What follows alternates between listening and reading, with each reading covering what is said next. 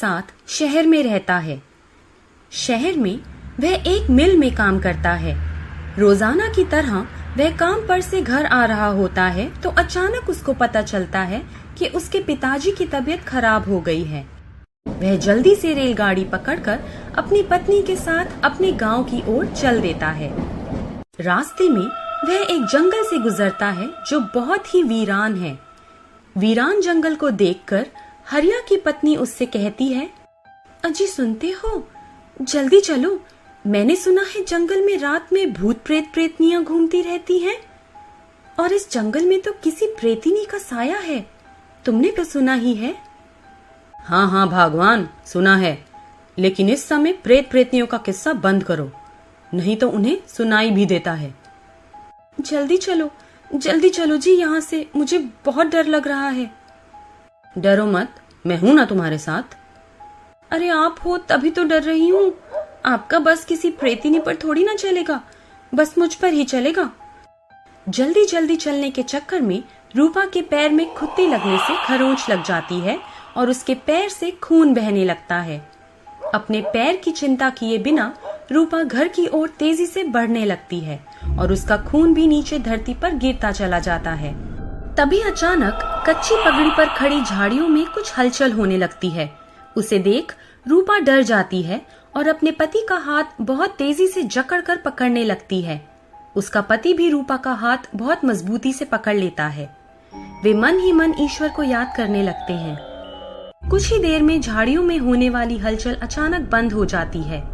फिर दोनों की सांस में सांस आती है, लेकिन वे उस खतरे को भांप नहीं पाते कि आगे क्या होने वाला है। लगभग आधे घंटे बाद रूपा अपने पति के साथ घर पहुंच जाती है। दोनों उस घटना को बार बार याद करते करते सहम जाते हैं और वे दोनों बातें करते करते सो जाते हैं। इधर प्रेतिनी रूपा के खून को सूंघते सूंघते अदृश्य रूप में रूपा का पीछा करते हुए उसके घर पर आ जाती है। रात के 12 बजे रूपा की नींद अचानक खुल जाती है और वह मटके से पानी लेने के लिए आगे बढ़ती है। तभी उसकी निगाह अपने घर के दरवाजे की ओर जाती है। वह देखती है कि वहाँ कोई खड़ा है।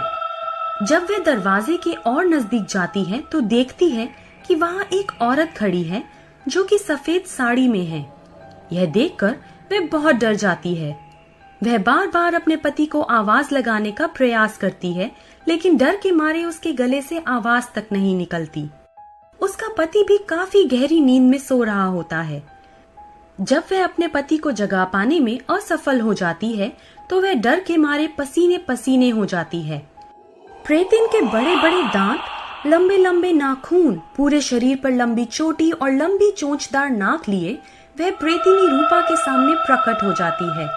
उस प्रेतिनी के मुंह से लार टपकती है। अपनी लंबी जीभ से रूपा के उस स्थान को चाटने लगती है जहां रूपा का खून बह रहा था। उस समय रूपा किसी पत्थर की तरह जड़ बनी रहती है। उस समय उसकी हालत मानो ऐसी थी कि उसके प्राण नहीं निकले, बाकी सब कुछ हो चुका था। फिर वह चक्कर खाकर जमीन पर धड़ाम से गिर जाती है। गिरते हुए उसका हाथ दरवाजे पर लगता है जो बहुत तेजी से दीवार से टकराता है। इससे बहुत तेज की आवाज होती है। दरवाजे की तेज आवाज सुनकर हरिया जाग जाता है। हरिया देखता है कि उसकी पत्नी उसके साथ नहीं है, वो तो दरवाजे के पास गिरी पड़ी है। वह झटाझट उठता है और रूपा को उठाने का प्रयास करता है। वह मटके के पास रखे बर्तन से मटके से पानी निकालता है और रूपा के चेहरे पर पानी की बौछार करने लगता है। धीरे धीरे रूपा को होश आना शुरू होता है। वो चारों ओर उस प्रेतिनी को देखने लगती है। बेहद डरी रूपा हरिया से कहती है, नहीं नहीं, मैं अब एक पल भी यहाँ नहीं रहूंगी। उसने हमें देख लिया है, वह हम दोनों को मार डालेगी। कौन मार डालेगा? क्या तुमने कोई भयानक सपना देखा है? नहीं, सपना नहीं, हकीकत है। वह प्रेतिनी हमारे पीछे पीछे यहाँ तक आ गई है। मैंने उसे सफेद साड़ी में देखा है। कहाँ है? कहाँ है? चलो जी, जल्दी करो, यहाँ से चलते हैं। वो यहाँ आ गई है, वह किसी को भी जिंदा नहीं छोड़ेगी। फिर दोनों भागकर अपने पड़ोसी दीनू के घर चले जाते हैं। दीनू उनकी सारी बात को सुनता है और कहता है, हाँ हरिया, तू एकदम ठीक कह रहा है। देखता नहीं आजकल गांव के लोग रात होने से पहले ही अपना सारा काम कर लेते हैं। कोई भी शाम के समय अपने खेतों को भी देखने नहीं जाता। खैर तुम्हें कैसे पता होगा, तुम तो शहर गए थे ना। तो भैया दीनू, अब क्या किया जाए? अब करना क्या है, उस प्रेतिनी का कोई ना कोई उपाय तो हमें मिलकर ही निकालना होगा। पर इस आफत से पीछा कैसे छुड़ाएं, कैसे भगाएं इसे हम अपने घर से, हमें तो कुछ भी नहीं पता है। चिंता ना करो, भागेगी, प्रेतिनी जरूर भागेगी। अगर कोई तांत्रिक बाबा मिल जाए तो इसका भी इलाज हो जाएगा। हाँ दीनू भैया, सही कह रहे हो। तो तुम्हारी नजर में है क्या कोई ऐसा तांत्रिक बाबा? नहीं भैया, लेकिन कलुआ से पिछले साल मैंने तांत्रिक बाबा के बारे में सुना था। वो बात कर रहा था किसी तांत्रिक बाबा की। चलो उसके घर चलते हैं। नहीं नहीं, अभी रात में जाना ठीक नहीं है, कल चलते हैं दिन होते ही। नहीं, मैंने सुना है कि रात में भूत प्रेत प्रेतिनी की शक्ति कई गुना बढ़ जाती है।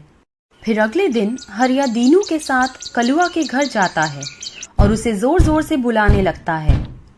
कलुआ, ओ कलुआ भैया, कलुआ भैया, अरे घर में हो ना? कलुआ के घर में से उसकी पत्नी बोलती है। हाँ, कौन? क्या काम है आपको उनसे? दीनू और हरिया एक साथ बोलते हैं। अरे भौजी, हम हैं दीनू और हरिया। कलुआ की पत्नी कुछ देर सोचने के बाद, अरे भैया आप? अच्छा, अभी उन्हें भेजती हूँ। अजी सुनते हो, देखो दरवाजे पर दीनू और हरिया भैया आए हैं। लगता है कोई जरूरी काम है। उठो ना, उठो जल्दी जाओ, आवाज नहीं सुने हो का? हाँ सुन लिया भगवान, कितनी बार कहेगी, जा रहा हूँ। दीनू और हरिया से मिलकर कलुआ उनके यहाँ आने का कारण पूछता है। फिर वे दोनों कलुआ को सारी बात बता देते हैं। कोई बात नहीं, आप चिंता ना करो। ससुरी डायन हो या प्रेतिनी या फिर हो कोई चुड़ैल, अभय तांत्रिक बाबा के पास चलत हैं, वो इस ससुरी का काम तमाम कर देई। इतना कहते हुए वह तांत्रिक बाबा के आश्रम की ओर चल देता है। तांत्रिक बाबा ध्यान मग्न होकर हवन कुंड के सामने कुछ मंत्र तेजी तेजी से पढ़ रहे होते हैं। वे तीनों अब तांत्रिक बाबा के चरणों को प्रणाम करते हैं। तांत्रिक उनसे यहाँ आने का कारण पूछता है। वे तीनों इस बात को बता देते हैं। उनकी बात सुनकर तांत्रिक बाबा बोलते हैं, डर मत बच्चा, तू एकदम सही जगह आया है। चल, आज ही उस प्रेतिनी को वश में करता हूँ। बस तू मेरे और मेरे 10 शिष्यों के भोजन की व्यवस्था करवा दे। हरिया हाँ कहते हुए अपना सिर हिलाता है और कहता है, तांत्रिक बाबा जी, आप उस प्रेतिनी को मेरे घर से भगा दो। जो आप कहोगे मैं वैसा ही करूँगा। ठीक है बच्चा, चल तेरे घर चलते हैं। फिर वे लोग हवन सामग्री के साथ हरिया के घर में आ जाते हैं और हवन करने लगते हैं। देर रात तक पूजा विधि चलती है। रात के 12 बजे के आसपास एक भयंकर आवाज सुनाई देती है। वो कहती है, तुम सबके सब मारे जाओगे, नहीं तो भाग जाओ यहाँ से, मैं तुम्हें नहीं छोड़ूंगी। अरे दुष्टा, आज तेरा काल तुझे मेरे सामने ले आया है। अपने असली रूप में आ, अगर मुझसे नहीं डरती तो।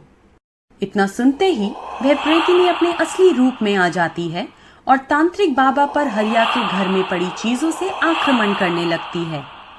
तांत्रिक बाबा अपनी आंखों को बंद कर तेजी तेजी से मंत्र पढ़ने लगते हैं। मंत्रों के प्रभाव से उस प्रेतिनी की शक्ति कमजोर होने लगती है और अदृश्य होने वाली ही होती है कि तांत्रिक बाबा उस प्रेतिनी पर हवन कुंड की जलती लकड़ी से वार करते हैं।